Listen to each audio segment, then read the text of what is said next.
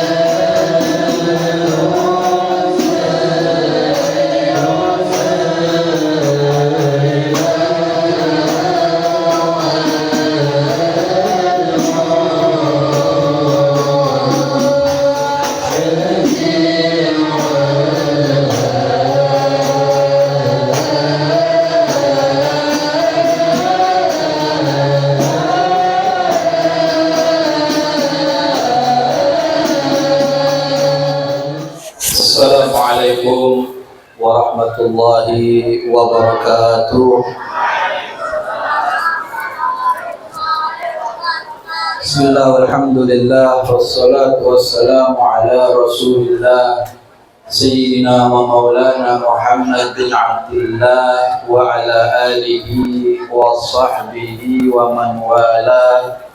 La hawla wa la quwwata illa billah. Allahumma salli wa sallim wa karrim wa azim ala sayyidina wa maulana Muhammadin wa ala alihi wa sahbihi ajma'in, amma ba'd. Pertama-tama yang saya muliakan, telah hadir bersama kita Habib Alfian Al-Kaf.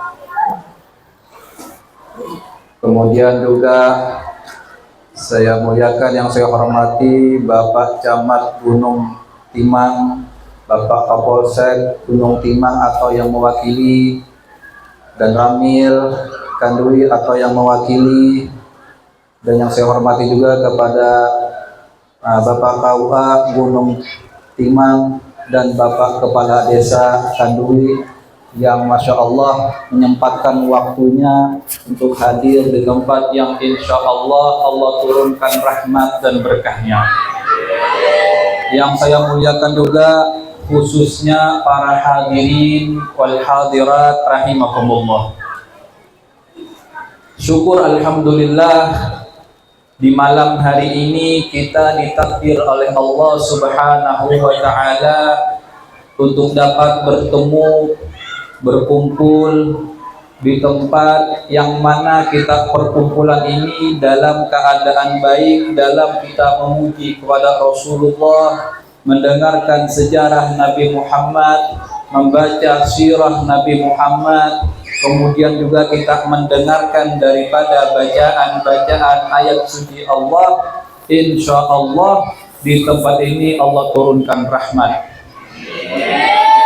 Sebab sebagian ulama mengatakan di mana di tempat tersebut disebutkan cerita orang soleh, maka tempat tersebut akan Allah turunkan rahmat. Dan barusan kita membaca bukan lagi orang soleh, tapi orang yang paling mulia di atas muka bumi, yaitu baginda Nabi Muhammad Sallallahu Alaihi Wasallam. Maka yakinlah di tempat ini Allah turunkan rahmat, berkah. Semoga kampung ini menjadi kampung yang berkah, tetap mempertahankan, menjuangkan dakwahnya Nabi Muhammad Sallallahu Alaihi Wasallam. Allah Subhanahu wa Ta'ala mengatakan dalam Al-Quran, wa man yu'adzim sya'airallah fa innaha min taqwal qulub. Siapa orang yang mengagungkan syiarnya Allah. Ini kita ini alhamdulillah yang hadir di sini, salah satu bentuk syiar kita bagaimana dakwahnya Nabi Muhammad, bagaimana kita memperingati hari lahir Nabi Muhammad dengan kita berkumpul, bersolawat, membaca sejarah Nabi Muhammad, dan juga kita memberikan makanan kepada orang-orang. Ini adalah salah satu bentuk syiar kita kepada Allah, untuk membuktikan kita termasuk daripada salah satu orang yang betul-betul cinta kepada Nabi Muhammad Sallallahu Alaihi Wasallam. Apakah bentuk cinta kita kepada baginda Nabi Muhammad harus merayakan daripada perkumpulan seperti ini? Ini adalah salah satu bentuk kita membuktikan, mengekspresikan rasa cinta kita kepada Nabi Muhammad Sallallahu Alaihi Wasallam. Subhanallah, yang hadir banyak, bapak-bapak, ibu-ibu, anak-anak, remaja, semuanya luar biasa antusiasnya untuk hadir di tempat mengagungkan Nabi Muhammad Sallallahu Alaihi Wasallam. Allah Subhanahu wa Ta'ala juga mengatakan dalam Al-Quran, Inna Allaha wa malaikatahu yusalluna 'alan nabi ya ayyuhalladzina amanu sallu alaihi wa sallimu taslima. Sesuai dengan tema kita, keindahan salawat dalam kehidupan sehari-hari. Di sini Allah Subhanahu wa Ta'ala memerintahkan kita. Ini bukan Nabi Muhammad yang memerintahkan kita untuk bersalawat kepada Nabi, bukan. Tapi Allah Rabbul Alamin memerintahkan kita langsung untuk bersalawat kepada baginda Nabi Muhammad Sallallahu Alaihi Wasallam. Bahkan perintah Allah ini yang Allah tunjukkan kepada kita satu-satunya amalan yang Allah sendiri melakukannya. Allah memerintahkan sholat kepada kita, Allah nggak sholat. Allah memerintahkan kita untuk berpuasa, ya Allah nggak berpuasa. Tapi satu-satunya amalan yang Allah perintahkan kepada kita untuk bersalawat, terlebih dahulu Allah dan malaikatnya bersalawat kepada baginda Nabi Muhammad Sallallahu Alaihi Wasallam. Jadi sangat luar biasa ketika kita bersalawat kepada baginda Nabi Muhammad Sallallahu Alaihi Wasallam. Pernah suatu ketika Abu Yazid Maliki ditanya oleh seseorang. Ini mungkin pengen ngetes, ini bagaimana ya kira-kira kalau saya bertanya kepada Abu Yazid Maliki ini kira-kira bisa menjawab apa enggak? Pertanyaan yang aneh-aneh lah. Ini orang bertanya kepada Said Abu Ya Al-Maliki mengatakan, wahai Abu Ya, saya pengen tanya kepada kamu, kepada pian. Saya ini pengen tanya, Allah sekarang lagi ngapain? Kan banyak tuh. Kira-kira Allah lagi ngapain ya sekarang ya? Allah di mana ya? Nah ini orang bertanya, Allah sekarang lagi ngapain? Dijawab oleh Said Abu Ya Al-Maliki, ente pengen tahu Allah lagi ngapain? Allah sekarang lagi bersalawat kepada baginda Nabi Muhammad Sallallahu Alaihi Wasallam. Mana dalilnya? Inna Allah wa malaikatahu yusalluna 'alan nabi. Kalau orang belajar ilmu alat, itu ada yusallun, itu fi'il mudhari. Fi'il mudhari itu maknanya zamannya sedang atau yang akan datang. Tapi di sini dikatakan ulama bersepakat bahwasanya selalu bersalawat kepada baginda Nabi Muhammad Sallallahu Alaihi Wasallam. Jadi satu-satu amalan yang Allah perintahkan kepada kita sebagai seorang hamba, terlebih dahulu Allah bersalawat kepada baginda Nabi Muhammad Sallallahu Alaihi Wasallam. Dikatakan juga oleh para penyair, adimis salata alal habib faqabuluha hatman bighairi taraddud a'maluna bainal ghururi wa raddiha illa salata alal habibi Muhammad. Bersalawatlah kita, senantiasalah kita bersalawat kepada baginda Nabi Muhammad Sallallahu Alaihi Wasallam, sebab kita bersalawat kepada Nabi Muhammad itu pasti diterima oleh Allah. Sekalipun kita itu dengan niat riya, sekalipun kita itu dengan niat menyombongkan diri, bagaimanapun niatnya, tetap Allah menerima salawat tersebut. Inilah bentuk keistimewaan yang Allah berikan kepada baginda Nabi Muhammad Sallallahu Alaihi Wasallam. Faqabuluha hatman bighairi taraddud. Amalan kita, salawat kita itu pasti diterima, gak bakal gak diterima. Sekalipun kita bersalawat dalam keadaan apapun, itu pasti diterima oleh Allah. Beda halnya dengan amal ibadah kita, a'maluna bainal ghururi wa raddiha. Amal kita ini belum tentu diterima oleh Allah. Sholat kita setiap hari belum tentu diterima. Ibadah kita, haji kita, umroh kita, puasa kita, sedekah kita belum tentu diterima oleh Allah. Tapi sholawat kepada baginda Nabi Muhammad pasti diterima oleh Allah. Karena apa? Karena Allah ingin membuktikan bahwasanya kekasihnya baginda Nabi Muhammad orang yang mempunyai keistimewaan. Allah ingin menunjukkan, ini loh kekasihku Muhammad. Orang yang cinta kepada Nabi Muhammad akan orang itu menjadikan orang yang aku sayangi, kata Allah. Beda dengan kita beramal. Mungkin secara syariat rukun-rukunnya, syarat-syaratnya terpenuhi, tapi belum tentu kita diterima amal ibadah kita. Kecuali kita bersolawat kepada baginda Nabi Muhammad. Timbul pertanyaan, wah kalau begitu ulun solawat aja pasti diterima. Kalau usah lagi modelnya sembahyang, puasa, zakat, sedekah, nah itu lain pulang. Lain kisah pulang itu jangan salah paham lah. Ulun bahasa Banjar paham lagi kira-kira? Kalau ada paham, udah pahamnya kan bisa. Nah, jadi jangan salah paham. Kalau begitu ulun hendak bersolawat aja pasti diterima. Ulun sembahyang lapah-lapah misalnya kada diterima juga, ujung-ujungnya percuma aja lapah ulun. Nah, jangan. Tetap kita diwajibkan untuk Allah melaksanakan yang namanya apa-apa yang Allah perintahkan, wajib kita melaksanakan. Urusan diterima apa adanya itu urusan Allah, itu hak Allah. Yang pasti, yang wajib kita tetap melaksanakannya.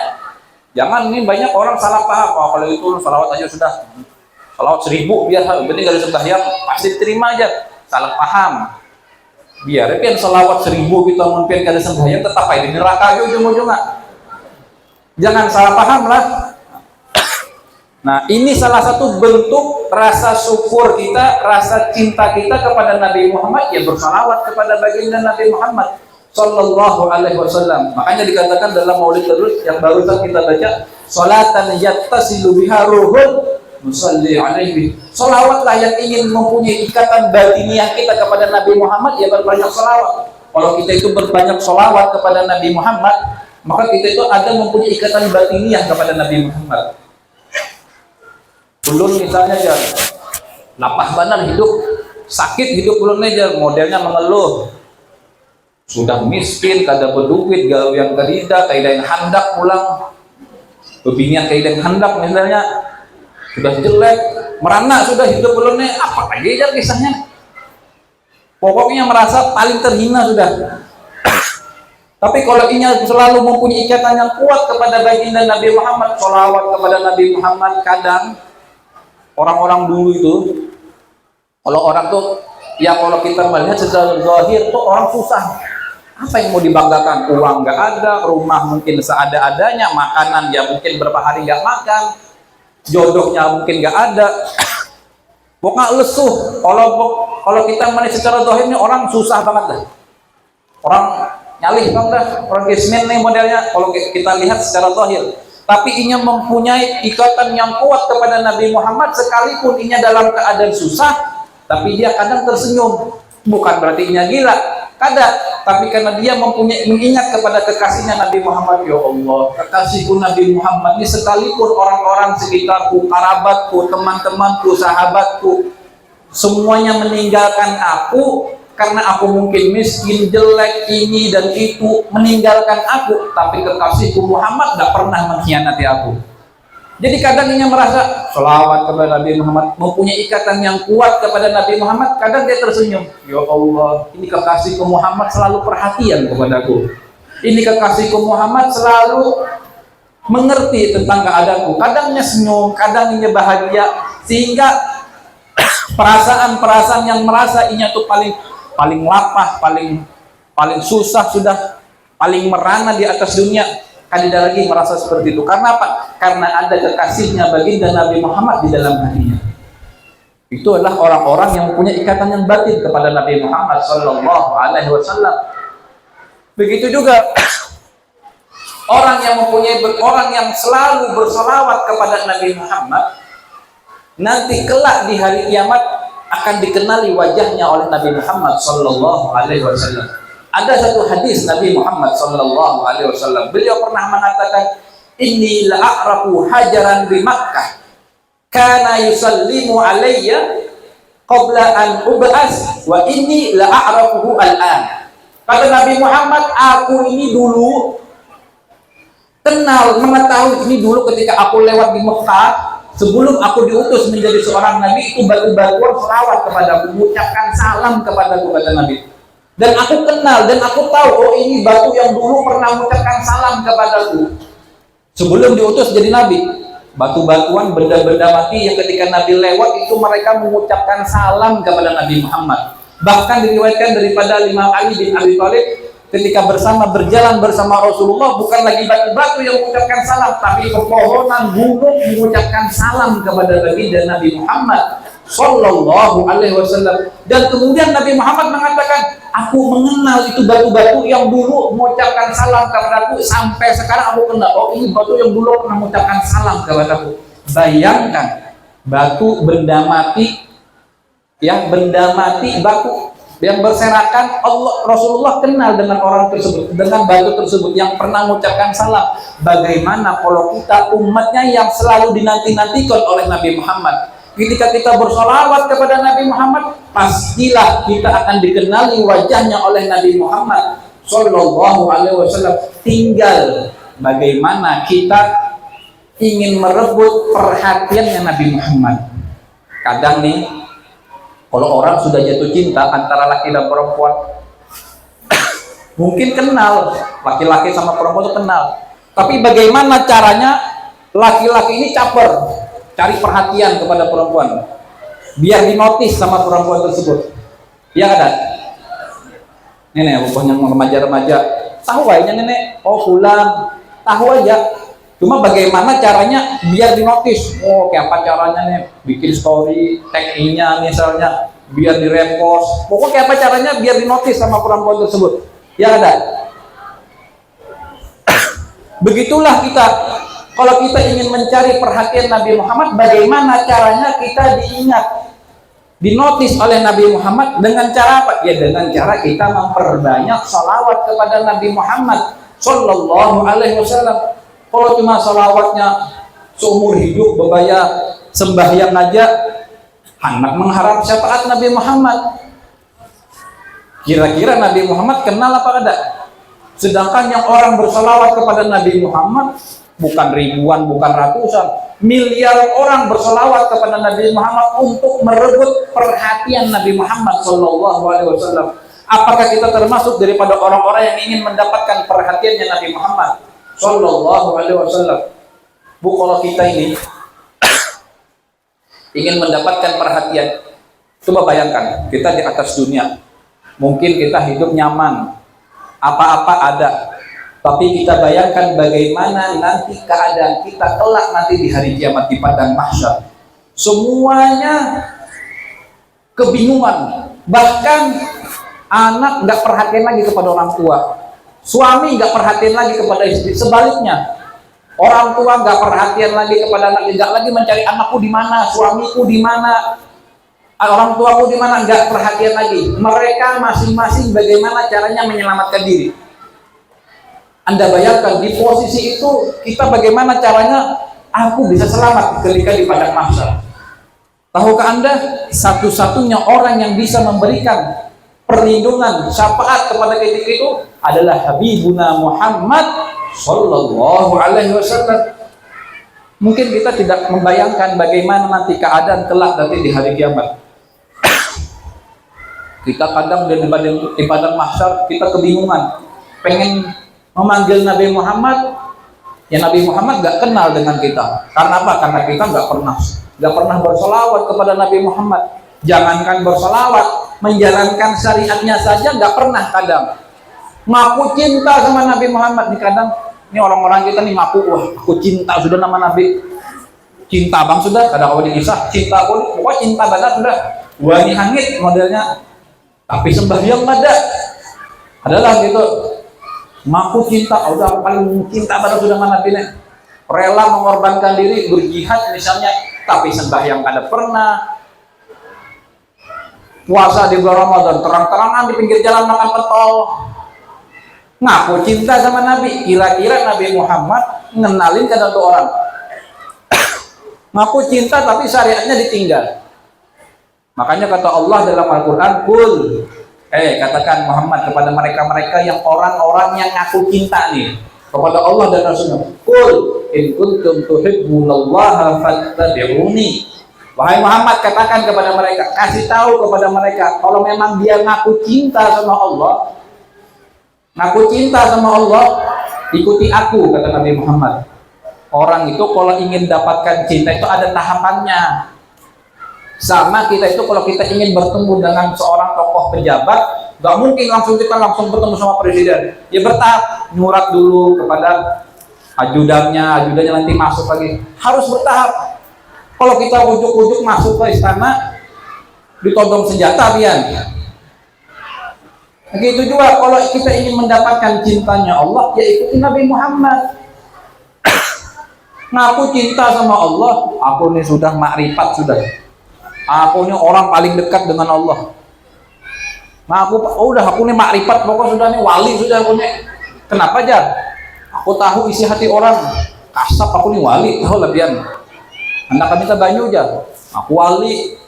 Pasti itihi sembahyang ada. Tapi kadang nih, kita ini kadang terlalu sangka baik kepada orang. Bagus, sangka baik itu bagus. Kadang ketika orang tuh, orang ini dinenya wang si dene. Kenapa aja? Tahu gretek hati ulun aja. Kasap si dene.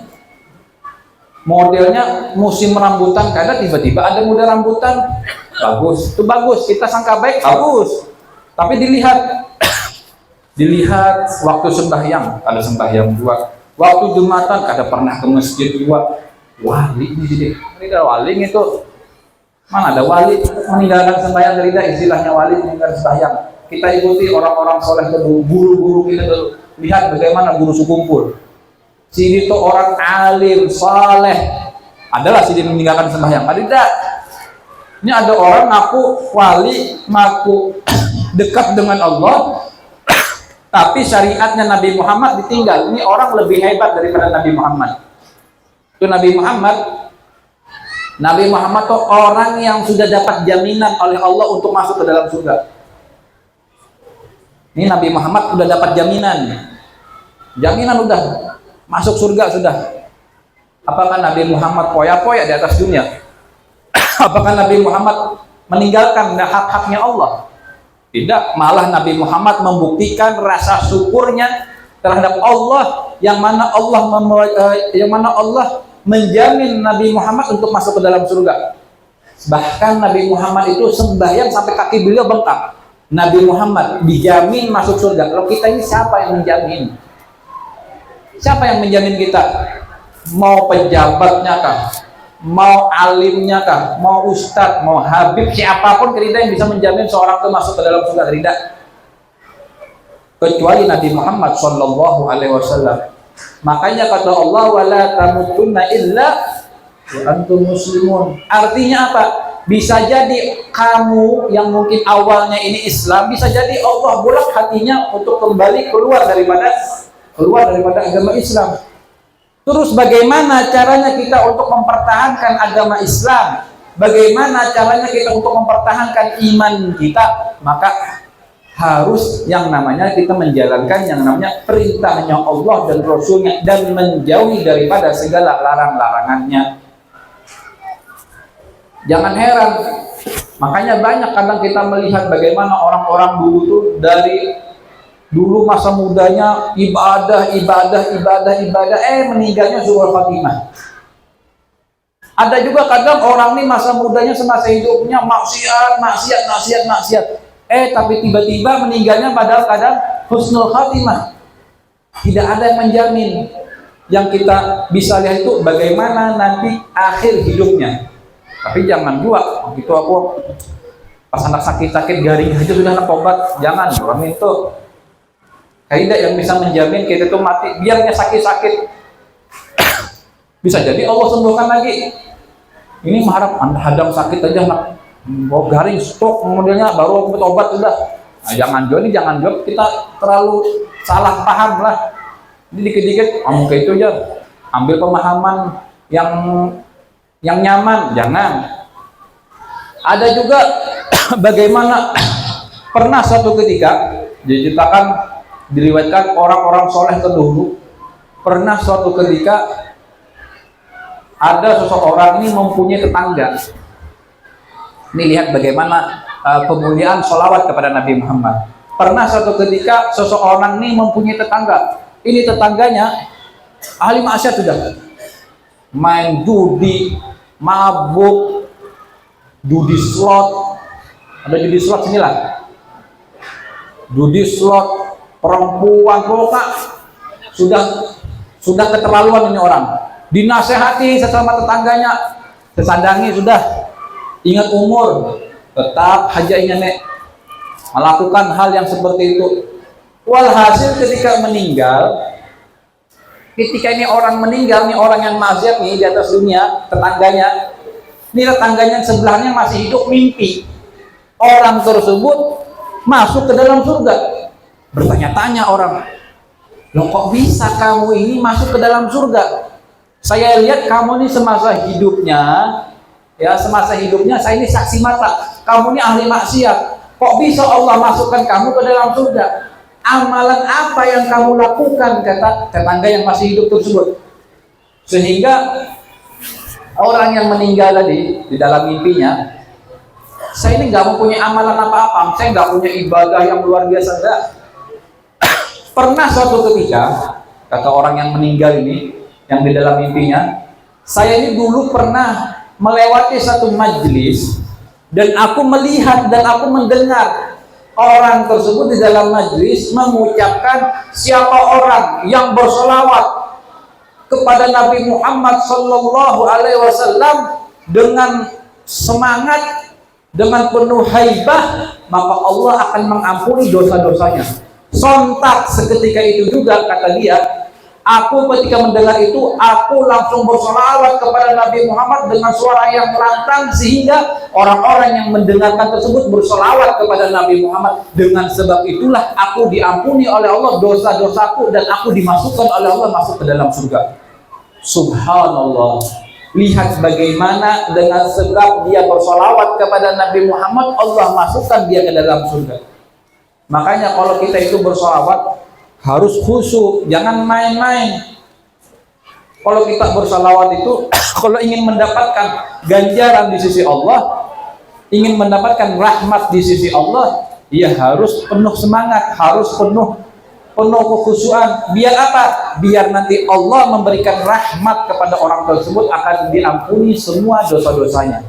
Ini adalah salah satu bentuk bagaimana Allah memuliakan orang yang bersalawat kepada baginda Nabi Muhammad Sallallahu Alaihi Wasallam. Itu adalah sebagian kecil bagaimana kemuliaan orang bersalawat kepada Nabi Muhammad Sallallahu Alaihi Wasallam. Kembali lagi, terus bagaimana caranya kita itu bisa menanamkan cinta kepada Nabi Muhammad? Pertanyaannya begitu. Kan kita nggak pernah ketemu Nabi Muhammad, boro-boro ketemu, zamannya itu berapa, 14 abad yang lalu. Bagaimana rasanya kita itu bisa jatuh cinta kepada orang yang belum pernah kita kenal? Makanya kita itu diadakannya perayaan maulid seperti ini, perayaan maulid seperti ini agar kita itu kenal dengan Nabi Muhammad Sallallahu Alaihi Wasallam, agar kita itu bisa mengetahui paling tidak sejarah singkat Nabi Muhammad Sallallahu. Bagaimana mungkin kita jatuh cinta kepada seorang kalau kita nggak kenal? Anda cinta lawan orang tapi kada tahu siapa orangnya, asalnya dari mana, namanya siapa, orang mana, kada tahu. Kau lah kira-kira jatuh cinta, sayang sama orang, kada mungkin. Karena apa? Kada kenal. Makanya dirayakan perayaan seperti ini agar kita paling tidak kita kenal, oh Nabi Muhammad tuh begini. Katakan kana Nabi sallallahu alaihi wasallam ahsana nasi khulqan wa khalqan. Itu Nabi Muhammad sallallahu alaihi wasallam orang yang paling indah, paling elok karakternya, tabiatnya, akhlaknya. Itu paling indah itu Nabi Muhammad. Bukan hanya sifat bukan hanya karakter akhlaknya Nabi Muhammad, tapi fisiknya Nabi Muhammad itu indah. Tidak ada yang lebih indah daripada Nabi Muhammad Sallallahu Alaihi Wasallam. Coba kita bayangkan, kalau kita itu, nih bagi laki-laki, kadang kalau kita itu suka sama perempuan, pertama mungkin dari kecantikannya, sama baik itu mungkin kadang dia sudah jatuh cinta kepada, sayang sama orang tua, cantik baik hati, yang ada sudah cantik baik hati, apalagi kalau misalnya solehah misalnya, ini pasti laki-laki senang. Wah, jarang ada ini. Dua, cantik, solehah, baik hati, kira-kira itu antri tuh lelakian, pasti sudah antri. Sudah cantik, solehah, baik hati, itu Nabi Muhammad lebih banyak daripada itu. Sudah Nabi Muhammad tuh cakep, ganteng, berwibawa, wajahnya tampan. Itu wajahnya Nabi Muhammad dikatakan, pernah satu ketika Abu Hurairah ditanya, ya Abu Hurairah, tolong sifatkan kepadaku bagaimana sih wajahnya Nabi Muhammad. Apakah wajahnya Nabi Muhammad itu seperti kilauan pedang? Kalau kita itu kadang kalau kena pedang, kena cahaya matahari itu berkilau. Apakah seperti kilauan pedang? Abu Hurairah mengatakan, la, bukan lagi kilauan pedang, kata Sayyidina Abu Hurairah, bal ka'anna syamsa tajri fi wajhi. Bukan lagi kilauan pedang, tapi ibarat wajahnya Nabi Muhammad ibarat matahari yang lewat di hadapan wajahku. Karena apa? Karena saking wibawanya Nabi Muhammad, gak sanggup orang melihat lama-lama wajah Nabi Muhammad Sallallahu Alaihi Wasallam. Itu Nabi Muhammad haibah. Makanya Imam Ali mengatakan, man ra'ahu badihatan habah wa man khalatahu ma'rifatan ahabbah. Siapa orang yang pertama kali melihat wajah Nabi Muhammad, itu timbul akan namanya segan. Segan melihat wajah Nabi Muhammad. Kalau bertemu satu kali ketemu dengan Nabi Muhammad itu segan orang. Model kayak apalah, yang kayak berwibawa. Tapi ketika sudah orang itu kumpul satu majlis dengan Nabi Muhammad, timbul jatuh cinta langsung kepada Nabi Muhammad Sallallahu Alaihi Wasallam. Itulah Nabi Muhammad. Dari akhlaknya Nabi Muhammad luar biasa. Terus kita nyamannya Nabi Muhammad. Nabi Muhammad kan seorang nabi, akhlaknya bagus. Kalau begitu, oke. Kalau kita Nabi Muhammad seperti itu akhlaknya, karakternya, masya Allah luar biasa. Kira-kira jawab bilang, nyaman ya Nabi Muhammad itu kan sempurna, sudah tidak aib lagi sudah bagi Nabi Muhammad. Banyak yang hendak lansidin. Pertanyaannya, kira-kira kita sanggup tidak untuk menjadi istrinya Nabi Muhammad pada zaman itu ya? Hidup seperti istrinya Nabi Muhammad. Kita bayangkan bagaimana Sayyidah Khadijah. Itu Sayyidah Khadijah orang yang paling kaya di kota Makkah. Janda kaya, itu kadang dikatakan, diriwayatkan bahwasanya perekonomian di kota Makkah itu kebanyakan daripada hartanya Sayyidah Khadijah. Tumbuh perekonomian, berputar perekonomian di kota Makkah itu kebanyakan daripada hartanya Sayyidah Khadijah. Ini Sayyidah Khadijah kaya raya sudah, tajir sudah, habis sudah kisah nikah sama Nabi Muhammad Sallallahu Alaihi Wasallam. Dari kaya raya sampai habis ini harta Sayyidah Khadijah untuk membantu dakwahnya Nabi Muhammad. Kira-kira adalah orang seperti itu, kaya raya, sugih, punya perusahaan di mana-mana, punya saham di mana-mana, habisakan untuk membantu dakwah suaminya misalkan. Wah, ini habis sudah. Sampai dikatakan itu Sayyidah Khadijah malu untuk meminta daripada surban Nabi Muhammad. Istri ini malu, pengen ngambil berkah. Kalau misal sekarang hendak ya aku ngambil berkah suamiku Nabi Muhammad nih, surbannya barang. Itu Nabi Sayyidah Khadijah segan, nggak mau, malu. Karena apa? Karena aku nggak ada lagi yang bisa aku berikan kepada kekasihku Nabi Muhammad untuk melaksanakan membantu dakwahnya. Sayyidah Khadijah luar biasa. Bukan hanya itu, ini Sayyidah Khadijah kalau zaman sekarang kalau sudah istri itu kaya, kebanyakan lah, ada di sini tidak, Sudah istri kaya raya, misalkan mohon maaf, suaminya mungkin di bawah rata-rata. Itu kadang suami menjadi bukan lagi kepala rumah tangga, istrinya jadi kepala rumah tangga. Disuruh-suruh suaminya, kamu begini, jangan gitu. Oh, udah jadi bawahan daripada istri. Karena apa? Karena istrinya mempunyai materi yang lebih banyak ketimbang suaminya. Tapi Nabi Muhammad, Sayyidah Khadijah, orang yang punya harta yang banyak, tapi rela mengorbankan semuanya hanya untuk membantu dakwahnya Nabi Muhammad. Maka tidak heran Nabi Muhammad itu cintanya kepada Sayyidah Khadijah membuat Sayyidah Aisyah cemburu kepada Nabi Muhammad. Sayyidah Aisyah itu cemburu. Kata Sayyidah Aisyah, aku ini tidak pernah cemburu kepada istri-istri Nabi Muhammad, gak pernah. Kecuali satu, Sayyidah Khadijah. Pernah suatu ketika Sayyidah Aisyah ini mengatakan kepada suaminya, baginda Nabi Muhammad Sallallahu Alaihi Wasallam, kenapa sih wahai Muhammad, kamu ini kok lebih sayang, lebih perhatian kepada Sayyidah Khadijah? Kan Sayyidah Khadijah sudah meninggal, tua lagi, janda lagi. Ini Sayyidah Aisyah mengatakan, kan sudah ada gantinya, lebih muda, lebih cantik.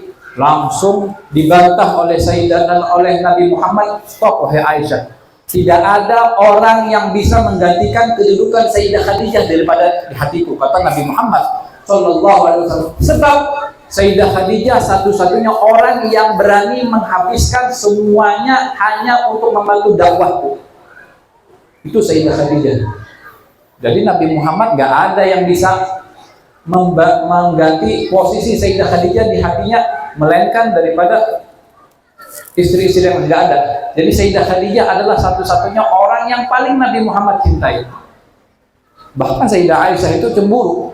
Bahkan suatu ketika Nabi Muhammad itu mempunyai rezeki, ketika Nabi Muhammad mempunyai rezeki berlebih, itu Nabi Muhammad memberikan sebagian, misalkan ada kambing, motong kambing, sebagian itu dikasih kepada kerabat-kerabat Sayyidah Khadijah. Nih, ngirim orang, ini tolong kirimkan bagi kepada kerabat-kerabat Sayyidah Khadijah. Padahal Sayyidah Khadijah sudah meninggal. Bagaimana gak cemburu ini Sayyidah Aisyah? Kalau kira-kira bubuhan pian ini, bubuhan pian yang sudah punya bini, ada kalau bini dua sini sudah? Ada? Tidak, bagus. Kalau misalnya nih pian ada bini dua, meninggal misalnya satu, sayang benar sudah pian. Terus pian berbini lagi dengan yang anggun, cantik, luar biasa sudah. Pian bisa rezeki, pian bagi misalkan rezeki pian itu harta pian kepada kerabat-kerabat daripada istri pian yang pertama. Kira-kira respon bini pian yang kedua kira-kira kayak apa? Senangkah? Masya Allah, laki ulun ini luar biasa. Kira-kira gitu kan ada? Masya Allah, suamiku ini soleh, luar biasa, baik hati. Kira-kira gitu lah bu. Apa? Kada aja tuh. Lain ulun jawab lah. Ya, itu Sayyidah Aisyah cemburu banget dengan yang namanya Sayyidah Khadijah. Tuh, tapi lihat bagaimana. Bukan hanya Sayyidah Aisyah juga luar biasa menemani perjuangan Nabi Muhammad. Dikatakan diriwayatkan itu Sayyidah Aisyah ditanya oleh ponakan sepupu beliau. Pernah ditanya Sayyidah Aisyah di sepupu beliau, wahai Aisyah, kamu tuh kadang setiap hari makan apa sama suamimu Nabi Muhammad? Ketahuilah, anak pamanku, kata Sayyidah Aisyah, aku ini di rumah kadang beberapa bulan api di dapur ini nggak pernah nyala. Artinya apa? Nggak ada makanan beberapa bulan. Nabi Muhammad ini nggak ada makanan di dapur beliau, api nggak pernah nyala, berarti nggak ada makanan. 1 bulan, 2 bulan. Tanya lagi, lah terus kamu ini untuk bertahan hidup makan apa? Kata Sayyidah Aisyah, ya aku nunggu apa yang dibawa oleh suamiku, ya hal-hal yang halal. Kalau misalnya nggak ada yang dibawa, nggak ada makanan yang untuk dimasak, maka kami makan kurma dan air putih. Bayangkan, berbulan-bulan bu, berbulan, bukan 1 hari 2 hari, berbulan-bulan nggak ada api menyala di dalam dapur daripada Nabi Muhammad. Nabi Muhammad orang yang paling mulia. Kalau misalnya Nabi Muhammad itu minta kepada Allah, aku minta ini gunung jadikan emas, jadi itu emas. Tapi Nabi Muhammad gak mau.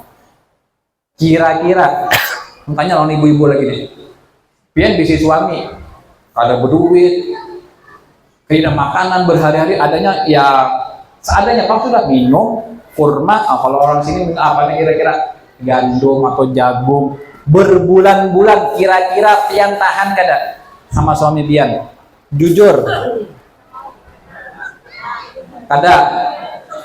Wajar manusiawi. Susah, pengennya aku pengen seperti Aisyah. Tapi ketika dilihat kehidupan Sayyidah Aisyah, milih-milih anaknya nyamannya aja. Yang dilihat cuma masa-masa romantis bersama Nabi Muhammad. Tapi ketika kehidupan proses bagaimana Nabi Muhammad hidup bersama Sayyidah Aisyah, tidak ada makanan, nggak mau. Yang maunya pilih yang nyaman-nyamannya aja. Waktu ketika romantis lari-lari dengan Nabi Muhammad, itu hajat nyamannya lah Sayyidah Aisyah. Belum tahu bagaimana kehidupan Sayyidah Aisyah di dalam rumah. Berbulan-bulan nggak ada makanan yang untuk dimasak. Cuma kurma sama anggur, kurma sama air. Bahkan Nabi Muhammad itu ketika ada makanan yang enak, itu pun dapat bagian dari tetangga-tetangga beliau, para sahabat-sahabat beliau. Ketika ada sahabat beliau, tetangga beliau punya rezeki lebih, dikirim kepada Nabi Muhammad. Kambing, onta, itu pun bukan disimpan berhari-hari, makan itu dibawa lagi. Sahabat-sahabat beliau diundang, sahabat-sahabat, ayo kita makan bersama. Habis sudah habis. Itu Nabi Muhammad Sallallahu. Jadi jangan kita tuh melihat sesuatu hal yang nyaman-nyamannya aja. Lihat bagaimana proses seseorang itu untuk bisa sampai di tahap seperti itu. Aku hendak seperti Sayyidah Khadijah, hendak seperti Sayyidah Aisyah, tapi prosesnya bagaimana untuk bisa sampai seperti itu nggak melihat. Nah, jadi seperti ini, hadir seperti ini adalah bentuk proses kita untuk timbul rasa cinta kita kepada baginda Nabi Muhammad Sallallahu Alaihi Wasallam. Nah, itu adalah sebagian kecil bagaimana keistimewaan kita bersalawat kepada Nabi Muhammad, bagaimana kita itu bisa hidup seperti Nabi Muhammad di dalam rumah tangga. Jangan kita itu hanya melihat sesuatu hal yang nyamannya saja. Lihat bagaimana proses Nabi Muhammad menjalani hidup bersama istri-istri beliau. Nah, kemudian bagaimana juga sahabat-sahabat beliau. Jangan juga kita merasa nyamannya hidup di zaman Nabi itu bisa memandang Nabi Muhammad, bisa berjihad bersama Nabi Muhammad. Lihat bagaimana prosesnya Nabi Muhammad bersama para sahabatnya, yang mana sahabat tersebut mendapatkan mazhab kedudukan yang tinggi di sisi Allah. Kalau kita ini hendak yang nyamannya aja. Sahabat-sahabat itu yang bersama Rasulullah, pengikut Rasulullah, mereka itu diuji oleh Allah. Hinaan, cacian, makian, bahkan ancaman untuk dibunuh. Bahkan beberapa sahabat dibunuh oleh orang-orang kafir Quraisy untuk mempertahankan keimanan mereka kepada Allah dan imanan mereka kepada Rasulullah. Sanggup kita seperti itu mempertahankan iman? Kalau sekarang nyaman, kita hadir di sini disambut, hadir di sini sambut. Tapi Rasulullah ketika hadir di satu tempat bukan sambutan, bukan tola al-badru, tapi batu-batu yang mereka lemparkan kepada Nabi Muhammad Sallallahu Alaihi Wasallam. Lihat bagaimana perjuangan Rasulullah untuk mempertahankan dakwah Islam hingga sekarang kita bisa menikmati sampai sekarang. Maka wajib kita bersyukur kepada Rasulullah untuk bagaimana rasanya kita tumbuh rasa cinta kepada baginda Nabi Muhammad Sallallahu Alaihi Wasallam. Nah, ini mungkin sekian sedikit daripada keutamaan sholawat kepada Nabi Muhammad, keutamaan untuk bagaimana rasa cinta kita itu tumbuh kepada Nabi Muhammad. Ini adalah salah satu sarana untuk membuktikan cinta kita kepada Nabi Muhammad. Banyak salah satu cara-cara untuk kita bisa membuktikan cinta kita kepada Nabi Muhammad. Hadir ke majelis ilmu, hadir ke majelis sholawat, majelis zikir, terus majelis khair, kumpul sama orang-orang saleh, di mana ada majelis disebutkan tentang ilmunya Nabi Muhammad, kita hadir. Itu salah satu bentuk rasa cinta kita juga pada Nabi Muhammad Sallallahu. Jangan kita beranggapan kalau bentuk rasa cinta kita harus adakan perayaan Maulid. Kalau kita ingin betul-betul cinta, kita harus mengeluarkan uang untuk adakan perayaan Maulid. Ini adalah salah satu bentuk rasa membuktikan cinta kita kepada Nabi Muhammad. Ketika ada majelis, di mana di situ ada majelis kita hadir, itu pun bentuk rasa cinta kita kepada Nabi Muhammad. Apalagi mengembangkan atau mendirikan daripada syariat ajaran Nabi Muhammad, itu pun salah satu bentuk rasa cinta kita kepada Nabi Muhammad Sallallahu Alaihi Wasallam. Semoga di kampung ini bisa tetap diberikan oleh Allah istiqomah untuk tetap mendirikan syariatnya Nabi Muhammad. Semoga yang hadir di sini di kampung sini diberikan keberkahan oleh Allah dengan dirayakan perayaan Maulid Nabi Muhammad. Semoga yang hadir di sini yang bersolawat kepada Nabi Muhammad bisa dikenali wajah-wajahnya oleh Nabi Muhammad. Semoga yang hadir ada di sini kelak nanti di hari kiamat bisa bertemu dan berkumpul bersama Nabi Muhammad. Semoga yang hadir di sini semuanya kampung sini khususnya nanti kelak di hari kiamat bisa mendapatkan syafaatnya Nabi Muhammad. Dan semoga yang hadir di sini diampuni semua dosa-dosanya dengan sebab kita bersolawat kepada baginda Nabi Muhammad Sallallahu Alaihi Wasallam. Waqrimil arwah minna biliqa'i khairil anam. Ya Allah, muliakanlah ruh-ruh kami dengan bertemu kelak nanti di hari kiamat khairul anam Muhammad Rasulullah Sallallahu Alaihi Wasallam. Kurang lebih mohon dimaafkan. Wabillahi taufiq wal hidayah. Assalamualaikum warahmatullahi wabarakatuh.